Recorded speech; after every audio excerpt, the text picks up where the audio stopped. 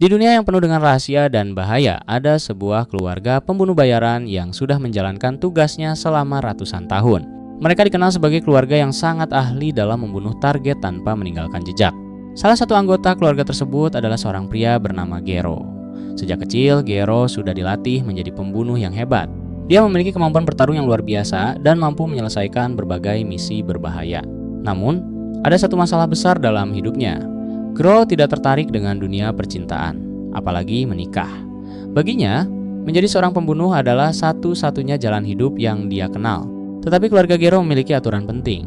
Karena kemampuan membunuh yang mereka miliki diwariskan melalui keturunan, Gero harus menikah dan memiliki anak agar garis keluarga mereka tetap berlanjut. Masalahnya, Gero adalah seorang pria yang sangat buruk dalam urusan wanita. Dia bahkan tidak tahu bagaimana cara berbicara dengan perempuan secara normal. Baginya, menghadapi musuh bersenjata jauh lebih mudah dibandingkan menghadapi seseorang yang dia sukai. Karena tidak memiliki pilihan lain, keluarganya mulai memaksanya untuk mencari pasangan.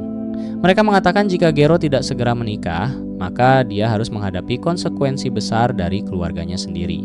Di tengah kebingungan tersebut, Gero akhirnya bertemu dengan seorang wanita misterius bernama Mei. Pertemuan mereka terjadi dalam situasi yang tidak biasa dan membuat hidup Gero mulai berubah. Mei bukanlah wanita biasa.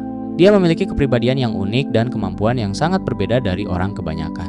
Dari pertemuan pertama, Gero mulai menyadari bahwa wanita ini mungkin bisa membantunya keluar dari masalah pernikahan yang sedang dia hadapi. Namun ternyata mencari pasangan tidak semudah yang Gero bayangkan.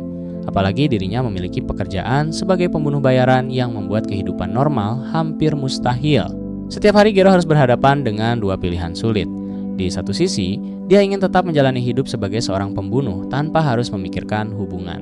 Tetapi di sisi lain, dia harus menjaga keberlangsungan keluarganya. Keadaan semakin rumit ketika muncul sebuah rencana yang membuat Gero harus bekerja sama dengan Mei. Awalnya mereka hanya saling membutuhkan untuk mencapai tujuan masing-masing. Gero membutuhkan bantuan Mei untuk mencari solusi tentang pernikahan, sementara Mei juga memiliki kepentingannya sendiri. Meskipun awalnya hubungan mereka terasa canggung, perlahan mulai terlihat adanya kerjasama di antara keduanya. Gero yang biasanya tenang saat menghadapi lawan, justru merasa kesulitan ketika harus berhadapan dengan masalah percintaan. Dia mulai belajar bahwa memenangkan pertarungan tidak selalu menggunakan kekuatan.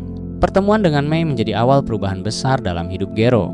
Dari seorang pembunuh yang hanya mengenal kekerasan, dia mulai menghadapi sesuatu yang belum pernah dia pelajari sebelumnya, yaitu memahami perasaan dan hubungan dengan orang lain. Kinosaki mengajak Gero pergi ke sebuah galeri seni mewah yang berada di atas kapal pesiar.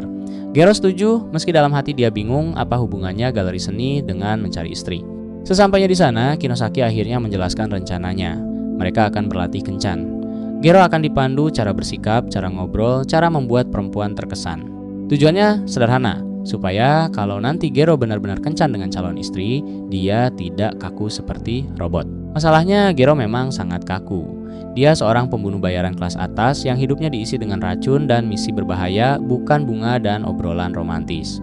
Setiap kali berdiri di depan lukisan, Gero hanya diam atau panik dan bilang hal-hal yang paling membosankan yang bisa diucapkan manusia. Kinosaki terus mendampinginya, mencoba mencari tahu apa yang sebenarnya bisa membuat Gero menjadi dirinya sendiri. Dan ternyata jawabannya ditemukan di sudut galeri yang tak terduga, sebuah display permen DIY langka. Begitu Gero melihatnya, dia langsung berubah. Matanya berbinar, dia mulai berbicara dengan antusias, bahkan lupa rasa gugupnya. Gero ternyata punya hobi mengoleksi permen DIY, dan itu adalah satu-satunya hal yang bisa membuatnya berbicara dengan penuh semangat tanpa canggung. Kinosaki melihat ini dan tersenyum. Disitulah letak pesona Gero yang sesungguhnya bukan dari sikap cool seorang pembunuh, tapi dari ketulusan dan antusiasme polosnya soal hal-hal kecil yang dia sukai. Suasana kencan palsu itu mulai terasa lebih nyaman dan menyenangkan, namun ketenangan itu tidak bertahan lama. Tiba-tiba situasi di kapal berubah kacau. Ada pencurian lukisan berharga yang terjadi tepat di depan mata mereka. Di tengah keributan itulah, Gero bertemu dengan seorang perempuan bernama Kyoko Himekawa, seorang pencuri karya seni yang cukup terkenal di dunia bawah tanah. Tapi Kyoko bukan pencuri biasa. Dia mengambil karya seni untuk dikembalikan kepada pemilik aslinya yang sah.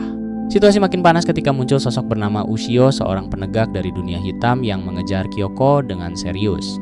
Ushio adalah tipe orang yang menyelesaikan semua urusan dengan cara paling efisien dan paling keras, tanpa peduli siapa yang ada di tengah jalan. Gero pun akhirnya terlibat. Dia turun tangan membantu dan berhadapan langsung dengan Ushio. Pertarungan di antara mereka berlangsung seru, dua orang yang lahir dari dunia yang sama tapi punya cara pandang yang sangat berbeda. Gero bertarung bukan karena perintah atau bayaran, tapi karena dia tidak bisa tinggal diam melihat orang lain dalam bahaya. Itu yang membedakan dia dari kebanyakan orang di dunia bawah tanah. Setelah semuanya selesai, ada sekilas-kilas balik masa kecil Gero. Dia terlihat duduk sendirian di meja makan besar yang kosong, tidak ada keluarga, tidak ada teman, hanya dia seorang diri. Adegan singkat itu berkata banyak tanpa satu kata pun. Gero tumbuh dalam kesendirian dan mungkin itulah mengapa dia begitu canggung soal hubungan dengan orang lain. Tapi justru dari episode ini kita mulai melihat bahwa di balik sosok pembunuh bayaran yang dingin itu ada seseorang yang sebetulnya hangat, seseorang yang bisa jatuh cinta dengan permen DIY, seseorang yang memilih melindungi orang asing di tengah kekacauan, dan seseorang yang mungkin pelan-pelan mulai menemukan arti dari kata pesona yang sesungguhnya. Kita diperlihatkan sedikit sisi lain dari kehidupan Gero. Sejak kecil, dia tumbuh di dunia bawah tanah, dikelilingi orang-orang dari klan pembunuh. Tidak ada masa kecil yang normal, tidak ada teman biasa. Hidupnya memang begitu dari dulu dan dia sudah terbiasa.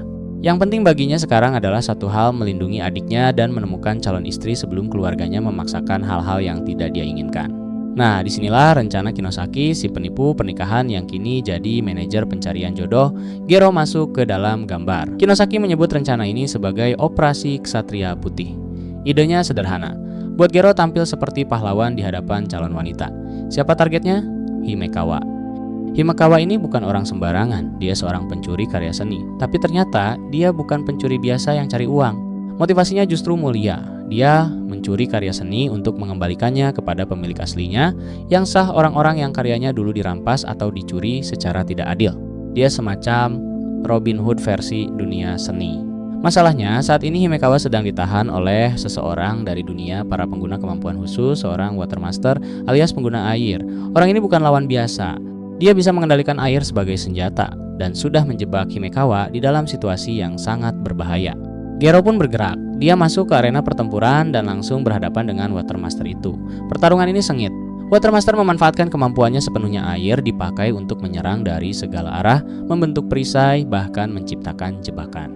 Tapi Gero, sebagai pewaris keluarga Gero yang merupakan Poison Master, tidak mudah dijatuhkan. Dia memanfaatkan racun dan kemampuan taktisnya untuk terus bertahan dan mencari celah. Pertarungan ini jadi ujian serius buat Gero, bukan hanya fisik tapi juga mental. Dia bukan orang yang terbiasa beraksi demi menyelamatkan orang lain dalam konteks yang romantis. Selama ini hidupnya soal misi, bukan perasaan. Tapi kali ini ada sisi lain yang mulai muncul. Akhirnya Gero berhasil mengalahkan Watermaster dan menyelamatkan Himekawa. Misi pertama dari Operasi Ksatria Putih berhasil. Himekawa selamat dan rencana Kinosaki berjalan sesuai jalur. Tapi disinilah tantangan sesungguhnya dimulai, bukan pertarungan, melainkan sesuatu yang jauh lebih menakutkan bagi Gero, kencan. Ya, setelah berhasil menyelamatkan Himekawa, Gero harus mengajaknya jalan bersama.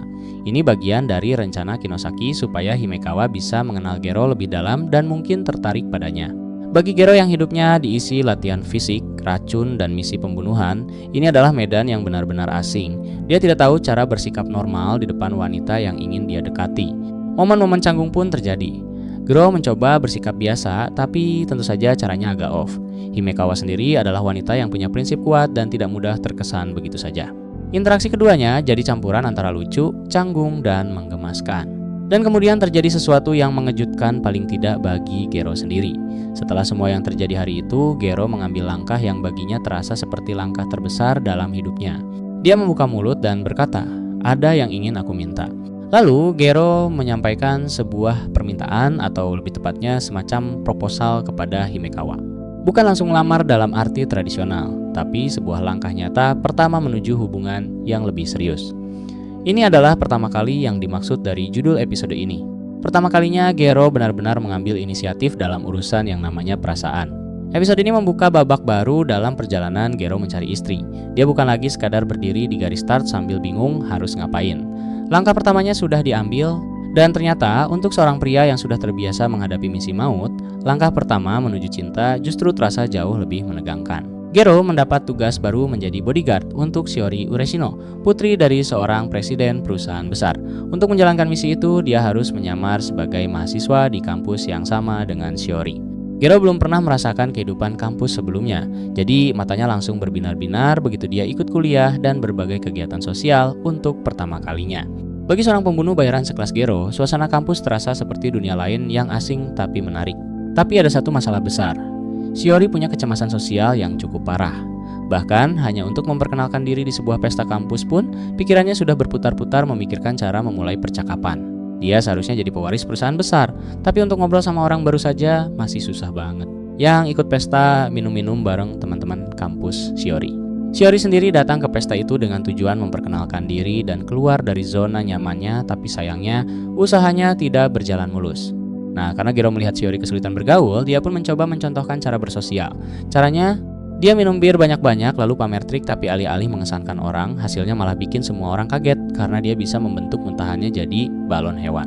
Khas Gero, niatnya baik, caranya ngawur.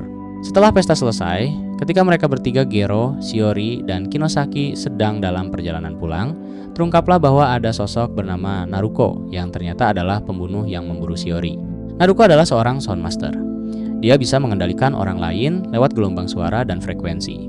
Bahkan bibinya Shiori pun dikendalikan olehnya. Tujuannya jelas, membunuh Shiori agar sang bibi bisa mencuri perusahaan dari tangan keponakannya sendiri. Naruko lalu langsung bergerak ke kampus dan menyerang seluruh kelas Shiori menggunakan frekuensi suara ledakan yang kekuatannya mirip gempa bumi. Situasinya sangat kacau dan berbahaya. Tapi Gero bergerak cepat, dia menyuntikkan sesuatu ke tubuhnya sendiri untuk meningkatkan kecepatannya, lalu berhasil mengamankan Shiori. Aksi ini membuat keduanya, Gero dan Naruko, saling menyadari keberadaan satu sama lain sebagai sesama master. Meski begitu, keduanya tidak langsung bertarung habis-habisan saat itu. Setelah hampir celaka, Shiori justru memilih hal yang mengejutkan. Dia tetap ingin ikut camping bareng teman-teman kampusnya. Tekadnya untuk bergaul dan keluar dari cangkangnya tidak patah meski baru saja jadi target pembunuhan. Di lokasi camping, Gero mencoba mengesankan semua orang dengan kemampuan memasaknya yang teatrikal. Sementara Shiori terus berusaha mendekati teman-temannya. Ketika cara biasa tak berhasil, dia terinspirasi dari aksi gila Gero di bar dan memutuskan untuk tampil sebagai magical girl sambil melakukan trik makanan dan ajaibnya. Itu justru berhasil membuat para mahasiswa terkesan. Dengan suasana yang masih menggantung, Naruko sudah merencanakan serangan berikutnya, sementara Shiori sedikit demi sedikit mulai membuka diri dengan suasana yang cukup santai. Hikaru, Gero, dan Shiori berjalan bersama melewati hutan sebagai bagian dari permainan uji nyali yang diadakan oleh teman-teman kampus mereka. Di tengah perjalanan itu, ada momen yang cukup hangat Shiori, yang biasanya pendiam dan terlalu memikirkan perasaan orang lain, membuka diri sedikit. Dia berterima kasih kepada Hikaru karena sudah terus menemaninya meski tingkahnya sering bikin repot. Hikaru, tanpa banyak drama, bilang itu bukan masalah besar. Sederhana, tapi cukup untuk memperlihatkan bahwa hubungan mereka mulai berkembang. Gengnya Naruko sudah menanti di dalam hutan. Dialah musuh yang muncul di akhir episode sebelumnya, seorang pembunuh bayaran yang menggunakan suara sebagai senjata. Dia bukan master biasa. Kemampuannya jauh lebih rumit dan berbahaya dibanding lawan-lawan yang sudah pernah dihadapi Hikaru sebelumnya. Naruko sudah mempersiapkan jebakan sejak episode lalu. Dia menyebarkan kawat-kawat tipis di seluruh hutan, dan kawat-kawat itu bisa dia getarkan untuk menghasilkan gelombang suara yang bisa menyerang langsung atau lebih mengerikan lagi, memanipulasi pikiran orang yang kena getarannya. Dia juga yang menciptakan legenda palsu tentang hutan itu di episode sebelumnya, supaya para mahasiswa mau masuk ke sana. Rencananya matang dan sudah diperhitungkan dari awal. Sasaran utama Naruko adalah Shiori, bukan Hikaru. Dan itu terbukti ketika Shiori mulai terkena efek manipulasi suara Naruko. Pikirannya terganggu, dia dilanda halusinasi. Rasa takutnya yang paling dalam seolah muncul ke permukaan. Dalam kondisi panik, Shiori berlari tanpa sadar dan hampir jatuh dari tebing. Hikaru berhasil menangkapnya tepat waktu. Di saat itulah keduanya akhirnya berhadapan langsung dengan Naruko. Pertarungan pun dimulai. Naruko langsung menunjukkan kelasnya. Dia menggunakan kawat-kawat yang sudah dipasang di hutan untuk melepaskan getaran dan gelombang suara dengan kecepatan tinggi. Hikaru dengan refleks dan kecepatan yang luar biasa mampu menghindari serangan-serangan itu, tapi Shiori kembali terkena manipulasi pikiran untuk kedua kalinya. Hikaru mengambil keputusan cepat. Dia memberikan obat penenang kepada Shiori agar dia tidak lagi bisa dipengaruhi oleh serangan suara Naruko. Lalu dia meminta Mei Kinosaki yang selama ini memberikan arahan dari jarak jauh untuk membawa Shiori kembali ke kemah dengan selamat. Hikaru akan menghadapi Naruko sendirian. Pertarungan satu lawan satu ini jadi sorotan utama episode. Naruko terus menggempur dengan berbagai variasi serangan suara. Dia bisa mengirim gelombang langsung dari tubuhnya, menggunakan biola untuk memperkuat kekuatan serangannya, bahkan memanfaatkan suara sekecil bunyi rana kamera untuk memisahkan Hikaru dari Shiori di awal episode. Kemampuannya beragam, kreatif, dan konsisten. Lalu muncul momen yang paling mengejutkan di episode ini. Naruko menciptakan makhluk raksasa seperti kaiju dari kekuatan suaranya. Tubuhnya bergetar terus-menerus, dan Hikaru harus menghadapinya secara langsung. Terdengar gila? Memang. Tapi ini Meristoksin, dan aturan mainnya memang seperti itu. Hikaru tidak tinggal diam. Dia menggunakan campuran bahan kimia miliknya untuk membuat pohon-pohon di sekitar hutan tumbuh lebih besar secara drastis efeknya. Kawat-kawat yang sudah dipasang Naruko jadi longgar dan tidak berfungsi. Strategi yang aneh tapi efektif, dan itu menunjukkan betapa kreatifnya Hikaru dalam memanfaatkan racun dan kimia di luar cara-cara konvensional. Pertarungan antara Gero dan Naruko si penguasa suara akhirnya mencapai puncaknya. Adegan dibuka dengan Naruko yang berpura-pura menyerang Gero menggunakan kemampuan suaranya, tapi ternyata itu cuma gertakan. Naruko malah melempar biolanya ke arah Gero lalu kabur. Sambil lari, Naruko terus memprovokasi Gero. Ia bilang bahwa Gero sebenarnya tidak membantu Ureshino, melainkan justru merugikannya. Menurutnya, orang lemah seperti Ureshino lebih baik dikurung di tempat yang aman, bukan dibiarkan menghadapi bahaya dunia nyata. Gero tidak terima. Ia balas dengan tegas bahwa Ureshino sama sekali tidak lemah. Gadis itu sedang berjuang melawan trauma masa lalunya, dan itu justru bukti kekuatannya. Sementara Naruko terus berlari, ia menemukan sesuatu yang ia pikir bisa jadi keberuntungannya, sebuah sumber minyak alami dari pohon, yang dikenal punya efek pemulihan. Naruko sangat senang karena bahan ini bisa memulihkan kondisinya dan membuat kemampuan suaranya kembali penuh. Tapi disitulah jebakan Gero bekerja. Ternyata sumber itu sudah dicampur dengan racun oleh Gero. Naruko tidak sadar dan langsung menghirupnya. Gero memang sudah tahu bahwa Naruko butuh sesuatu untuk memulihkan dirinya agar bisa bertarung maksimal. Jadi ia sengaja membuat perangkap menggunakan sesuatu yang justru terlihat seperti obat bagi musuhnya. Begitu Naruko terhuyung karena racunnya bekerja, Gero tidak membuang waktu. Ia langsung meninju Naruko dengan satu pukulan keras dan pertarungan pun selesai. Setelah Naruko kalah, ditampilkan kilas balik masa lalunya. Ternyata Naruko pernah membunuh adik kandungnya sendiri, dan momen itulah yang membentuk dirinya menjadi penguasa suara seperti sekarang, tapi juga yang membuat prinsip hidupnya jadi bengkok. Adegan ini cukup mengejutkan, karena Naruko selama ini terkesan sebagai tokoh yang dangkal, ternyata punya luka yang dalam. Di sisi lain, Gero masih harus menyelamatkan Kinosaki yang tersangkut di situasi berbahaya. Ia melompat keluar dari gedung sambil menggendong Kinosaki. Kinosaki yang kagum hanya bisa menepuk kepala Gero dan bilang kerja bagus. Sesampainya di bawah, Ureshino sudah menunggu dengan sepeda motornya. Ia mengajak Gero dan Kinosaki untuk merayakan kemenangan dengan pesta minum-minum kecil. Suasana pesta awalnya canggung. Gero dan Ureshino sama-sama bingung mau ngomong apa. Tapi lama-lama Gero mencairkan suasana dengan memperlihatkan trik sulap ia membuat bunga-bunga berjatuhan dari langit. Ia bilang bahwa Ureshino lah yang menginspirasinya untuk memikirkan trik-trik yang lebih menarik. Setelah itu mereka berdua saling bergantian memperlihatkan trik masing-masing. Suasana yang tadinya kaku berubah jadi hangat dan menyenangkan.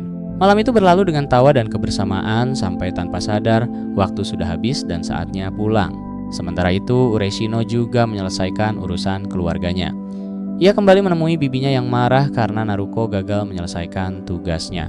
Tapi Ureshino meski sudah berkali-kali hampir dibunuh oleh rencana bibinya sendiri memilih untuk memaafkan. Ia bahkan meminta bibinya untuk ikut memimpin perusahaan ayahnya. Bibinya pun menyetujuinya. Kinosaki mengingatkan Gero bahwa mereka sudah punya misi baru di hari Minggu. Tapi Gero bilang ia tidak bisa karena hari itu ada acara pernikahan yang harus ia hadiri.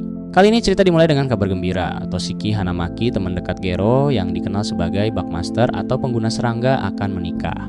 Dia mengundang Gero dan Kinosaki untuk hadir di hari spesialnya.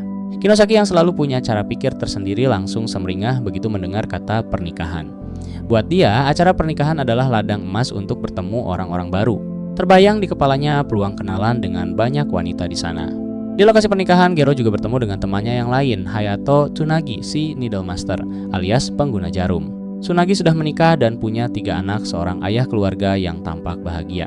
Suasana pesta pun terasa hangat dan meriah. Tapi ketenangan itu tidak bertahan lama. Seorang pria bernama Masahide Yamada tiba-tiba muncul bersama sekelompok tentara bayaran. Yamada punya dendam lama terhadap Hanamaki, dan ia datang bukan untuk ikut berbahagia, ia datang untuk menghancurkan pernikahan itu. Yamada bukan musuh sembarangan. Ia menggunakan teknik yang disebut tinju 5 tubuh peledak bom-bom kecil yang ditanam di kedua pergelangan tangannya, kedua pergelangan kakinya, dan kepalanya. Dengan tubuhnya sendiri sebagai senjata, ia menyerang Hanamaki tanpa ragu. Situasi langsung gawat. Pesta berubah jadi medan tempur. Gero tidak bisa tinggal diam melihat pernikahan sahabatnya dirusak. Ia segera bergerak bersama Julia Junior, partner andalan milik Hanamaki, untuk menghadapi Yamada dan para tentara bayarannya di luar gedung. Mereka harus menghentikan ancaman itu sebelum semakin banyak tamu yang celaka. Tapi pergi dari dalam gedung berarti ada tugas yang ditinggalkan pidato sambutan dari perwakilan teman mempelai. Tidak ada waktu untuk mikir panjang, Gero langsung mendelegasikan tugas itu kepada Kinosaki. Tiba-tiba harus berdiri di depan semua tamu dan berpidato, situasi yang jauh dari rencana awalnya. Sementara itu di luar, Gero dan Julia Junior menghadapi Yamada dan pasukannya dalam pertarungan sengit. Gero harus menghadapi teknik bom hidup yang berbahaya itu sambil tetap berusaha melindungi keselamatan semua orang di sekitarnya. Memperlihatkan sisi lain dari Gero bukan hanya sebagai pembunuh bayaran kelas atas, tapi sebagai teman yang rela bertaruh nyawa demi kebahagiaan orang yang dia sayangi. Pernikahan Hanamaki harus berjalan, dan Gero tidak akan membiarkan siapapun merusaknya. Di tengah perjalanan cari jodoh itu, tiba-tiba datanglah seorang perempuan bernama Kimi Arashiyama. Ia memperkenalkan diri sebagai hamster master penguasa hamster. Dari keluarga cabang Beast Clan, Kimi punya kemampuan mengendalikan hamster yang berguna untuk mata-mata dan pengumpulan informasi. Tapi soal bertarung, nol besar. Ia sendiri mengaku belum pernah sekalipun membunuh orang. Kimi datang bukan untuk kencan. Ia minta tolong Gero untuk melindunginya dari seseorang yang disebut Hitman Hunter, pemburu pembunuh bayaran. Karena keluarga besar Beast Clan sudah angkat tangan dan malah menjadikan Kimi sebagai umpan, Gero pun merasa kasihan. Ia menerima pekerjaan itu meski bayarannya jauh di bawah standar. Tindakan itu bikin Kimi langsung terkesan dan ia makin betah nempel di Gero. Kinosaki tentu saja langsung berbinar-binar. Dua orang dari keluarga Masters bertemu, bisa jadi pasangan yang cocok, begitu pikirnya. Mereka bertiga pun pergi ke kebun binatang tempat berkumpulnya para Beastmaster dari keluarga cabang. Tapi begitu tiba, suasana sudah mencekam. Semua Beastmaster yang ada di sana sudah tergeletak tak berdaya. Dan di tengah kehancuran itu, sang Hitman Hunter sudah menunggu. Tanpa basa-basi, si Hitman langsung menyerang Gero. Gero yang biasanya gesit dan berbahaya, kali ini kewalahan. Hitman itu bukan cuma kuat, tapi juga lebih cepat dari Gero. Gero mencoba menyuntik dirinya dengan racun penguat tubuh 1 kali 2 kali, tapi tetap saja ia tak mampu mengimbangi lawannya. Pertarungan berlangsung sengit dan penuh aksi, dengan animasi yang memukau. Setelah pertarungan berhenti, si Hitman akhirnya memperkenalkan diri. Namanya Piichi Nakagawa. Dan inilah bagian yang mengejutkan, ternyata ia bukan dari keluarga pembunuh manapun. Ia orang biasa. Tapi di dunia penuh pembunuh seperti ini, orang biasa versi Piichi, artinya seseorang yang bisa mengiris gedung dengan pisau dan mengayunkan papan reklame raksasa seperti pemukul baseball.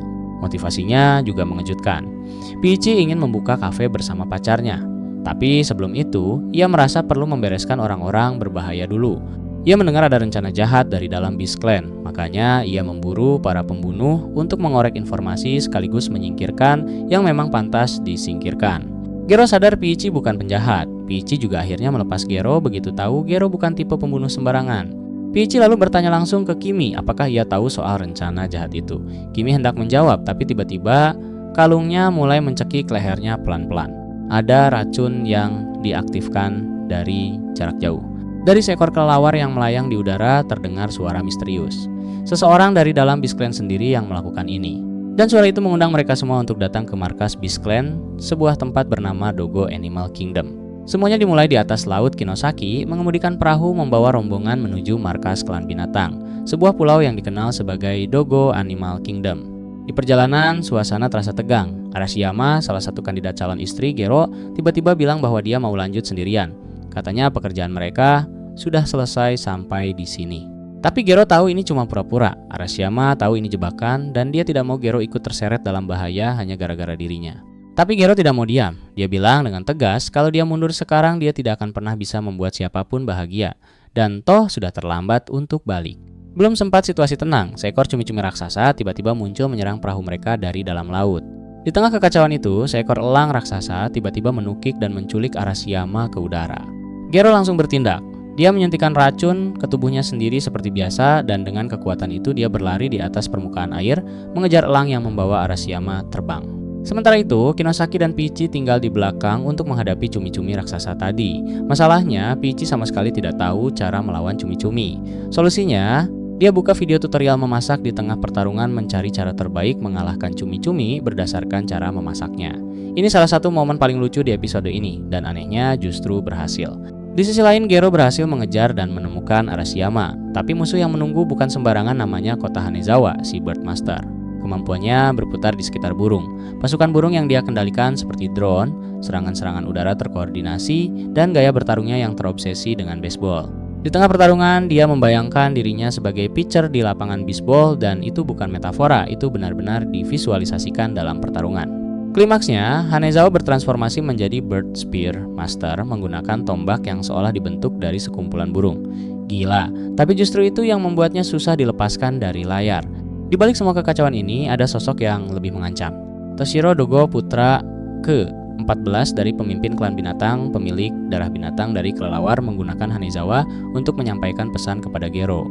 Dogo mengklaim ingin membuka era baru, tapi era seperti apa yang dia maksud?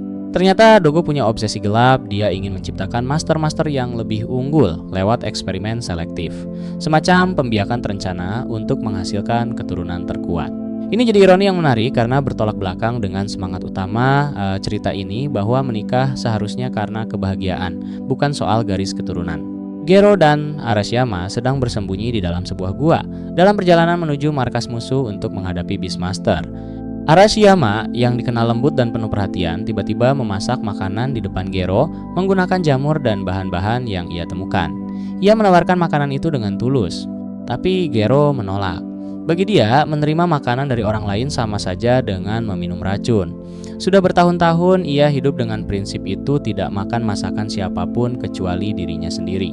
Arashiyama terus membujuk, dan untuk pertama kalinya Gero goyah. Ia menelan makanan itu.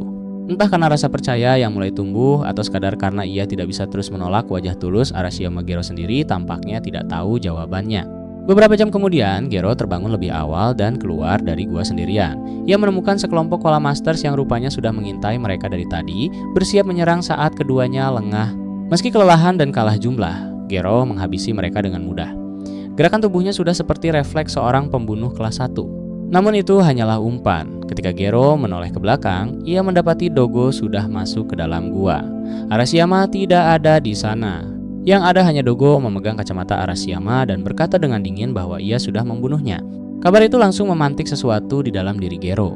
Tapi sebelum ia sempat bertindak, Toshiro muncul, peneliti jenius dari keluarga Beastmaster yang selama ini beroperasi dari balik layar. Toshiro tidak menyerang. Ia bicara. Dengan kata-kata yang dipilih secara cermat, ia mencoba membangkitkan sisi gelap Gero naluri membunuh yang sudah lama ia kendalikan. Gero mengejar. Dan disitulah masalah besar kedua dimulai. 100 orang anggota cabang klan Beast tiba-tiba muncul mengepungnya. Mereka bukan pasukan biasa. Toshiro memperkuat mereka semua dengan teknik yang ia sebut cross sanguination, semacam ritual transfusi darah yang meningkatkan kekuatan fisik mereka secara drastis. 1 lawan 100 dalam kondisi sudah kelelahan. Gero tetap bertarung, tapi jumlah itu perlahan menggerusnya. Setiap kali ia menjatuhkan satu, ada 3 lagi yang datang. Tubuhnya mulai dibatas dan serangan terus berdatangan tanpa henti. Di titik paling kritis itu, bantuan datang. Kinosaki, si penipu pernikahan yang selama ini jadi mitra Gero, mengirimkan seseorang untuk membantunya. Sosok ini mengubah keseimbangan pertarungan dan memberikan Gero ruang untuk bernafas. Ketegangan yang belum selesai. Arashiyama belum ketahuan nasibnya dengan pasti. Toshiro masih berkeliaran. Dan klan Beast jelas bukan sekadar musuh biasa, mereka terorganisir, kuat, dan punya agenda lebih besar. Kinosaki dan Peachy yang terpisah dari Gero dan rombongan lainnya. Mereka berdua masuk ke dalam hutan dan akhirnya berhasil menemukan markas dari klan Beast, kelompok para pengguna hewan. Saat menyelinap ke dalam sebuah laboratorium, mereka menyaksikan sendiri sosok Toshiro Dogo sedang sibuk melakukan eksperimen dengan tabung-tabung berisi darah. Pemandangan itu langsung membuat mereka waspada. Sebelum mereka sempat berbuat banyak, muncul Byakko, salah satu anggota klan Beast yang menyerang mereka berdua. Di sela-sela pertempuran, anime menceritakan sedikit latar belakang Byakko. Keluarganya dulu dikucilkan oleh para Beastmaster lain karena mereka mendapatkan kekuatan hewan dengan cara berpakaian seperti hewan, bukan dengan bermitra bersama hewan sungguhan. Akibat pengucilan itu, suatu hari ketika ibunya terluka saat bertugas, tak satu pun yang mau menolong. Ibunya meninggal dan Byakko ditinggal sendirian. Sampai akhirnya Toshiro datang, mengulurkan tangan dan berkata bahwa ia memahami penderitaan Byakko. Toshiro mengajaknya untuk menghancurkan dunia yang penuh aturan tidak adil itu bersama-sama. Sayang, janji itu tidak cukup membuatnya menang di medan tempur. Peachy mengalahkan Byakko hanya dengan 1 pukulan, cepat, singkat, dan tegas. Namun kekalahan Byakko justru memberi Toshiro waktu yang ia butuhkan. Saat pertarungan selesai, Toshiro sudah berbalik dan berdiri tepat di depan Kinosaki siap menyerang. Untungnya Gero dan Ushio datang tepat waktu untuk melindungi mereka. Peachy juga sempat mengambil jeda untuk memulihkan tenaga lalu bangkit kembali. Setelah itu Toshiro akhirnya memperlihatkan kekuatan sesungguhnya. Keluarga Dogo punya kemampuan yang berbeda dari anggota Beast Clan lainnya. Mereka bisa menggunakan kekuatan hewan apapun di seluruh tubuh mereka. Itulah yang membuat mereka dijuluki yang terkuat di antara seluruh klan Beast. Toshiro lalu mengubah lengannya menjadi versi baru dari makhluk ciptaannya, Hyakko, dan menyerang semua orang yang ada di sana. Hasilnya brutal, satu persatu dari mereka tak mampu bertahan dan jatuh pingsan. Hyakko yang kali ini sudah menyerap darah Gero dan Peachy menjadi jauh lebih kuat dari sebelumnya. Peachy pun terjebak dalam kondisi paling kritis dalam hidupnya. Yang tersisa hanya Kinosaki. Toshiro memang sengaja tidak menyerangnya, tapi bukan berarti Kinosaki aman. Begitu Kinosaki memperlihatkan niat untuk melindungi tubuh Gero yang sudah tak sadarkan diri, Toshiro memutuskan untuk tidak lagi main-main. Kinosaki sekarang menjadi target, tapi di saat itulah sesuatu terjadi. Gero bangkit. Dengan mata yang kosong namun penuh tekad, ia menginjeksikan 3 dosis racun sekaligus ke tubuhnya sendiri, sesuatu yang dikenal sebagai toksin triple. Ini bukan tindakan biasa. Sebelumnya, ketika Kinosaki menyaksikan Gero menyuntikkan 3 racun sekaligus, anime menampilkan kilas balik tentang terakhir kali Gero melakukan itu, seolah mengingatkan betapa berbahayanya overdosis semacam ini bagi tubuhnya sendiri. Toshiro tertawa. Baginya, langkah itu terlihat seperti tindakan putus asa yang sia-sia. Racun itu seharusnya justru menghancurkan sang Poison Master dari dalam. Namun kenyataannya, Gero masih berdiri. Sementara itu, di tempat lain, situasi Arashiyama semakin genting. Nyawanya berada di ujung tanduk.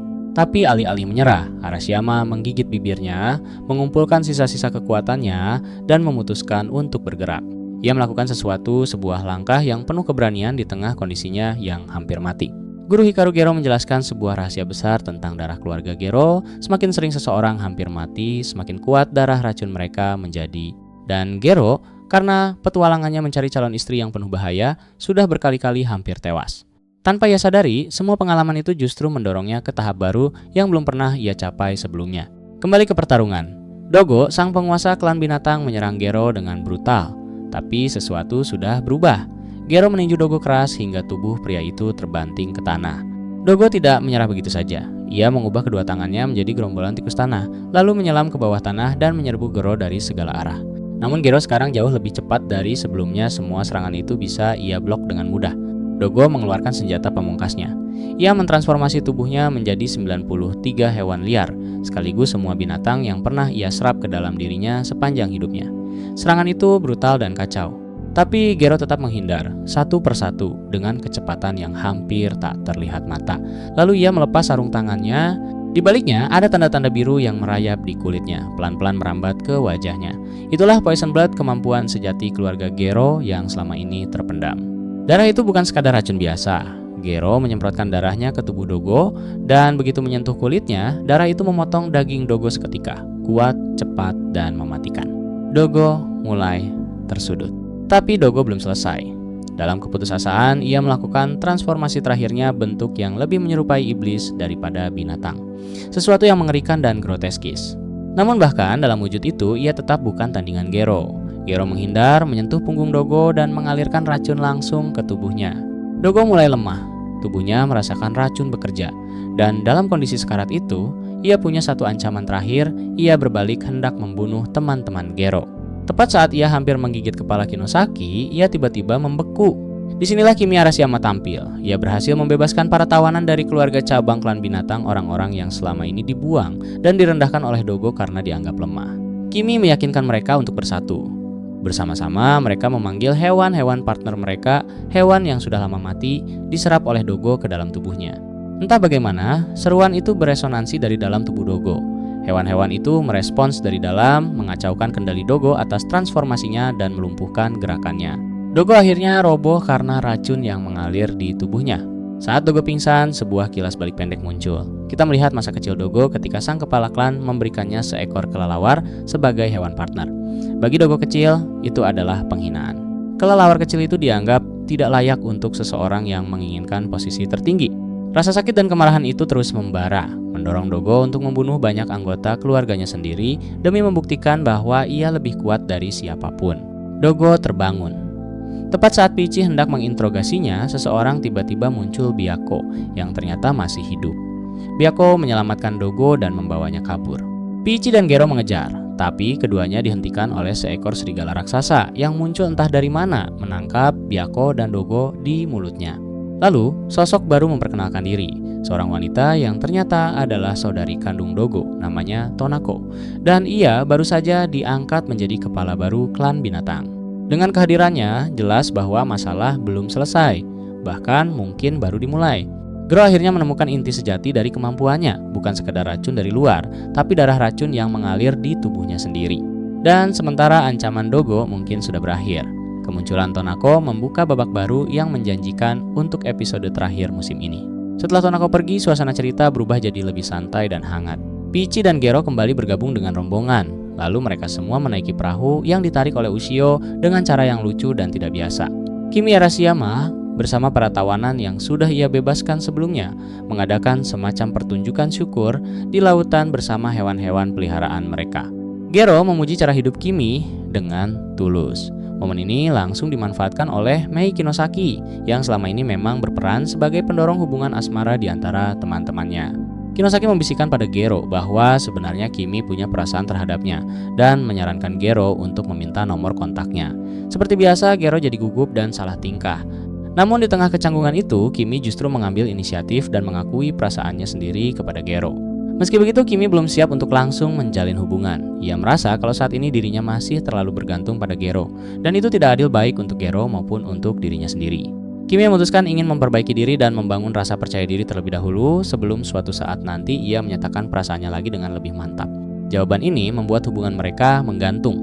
Belum menjadi pasangan resmi, tapi jelas ada perasaan yang saling terbuka di antara keduanya. Hubungan Kinosaki dan Gero juga diperlihatkan lebih dekat. Setelah semua klien yang mereka bantu selesai berkonsultasi, Kinosaki berterima kasih kepada Gero atas kerjasamanya dan menegaskan akan terus mendukungnya ke depan. Ini memperlihatkan ikatan pertemanan yang makin kuat di antara mereka berdua, bukan hanya sekadar rekan kerja. Di bagian akhir muncul petunjuk baru yang cukup mengkhawatirkan. Kinosaki tampaknya mulai dibidik oleh seseorang dari keluarga cabang klan Gero, yaitu Truaki Gero dari Poison Clan Branch Families. Sosok ini digambarkan mulai bergerak diam-diam dengan cara yang mencurigakan, menandakan akan ada konflik baru yang melibatkan seorang ahli racun lain di masa depan.